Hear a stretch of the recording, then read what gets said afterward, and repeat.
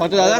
চলো ওটা 600 900 900 থেকে 10 আবার কম আছে 900 হচ্ছে আপনি 440 টাকা 440 এটা 500 500 175 টাকা 300 গ্রাম ও ভুল হয়েছে দাদা আমার ভুল হয়েছে 145 টাকা হবে 145 ধরুন এটা কত? মিডিয়ামটা কত? এটা একটা বাস 100 টাকা দিতে হবে কেন 40 টাকা জিনিস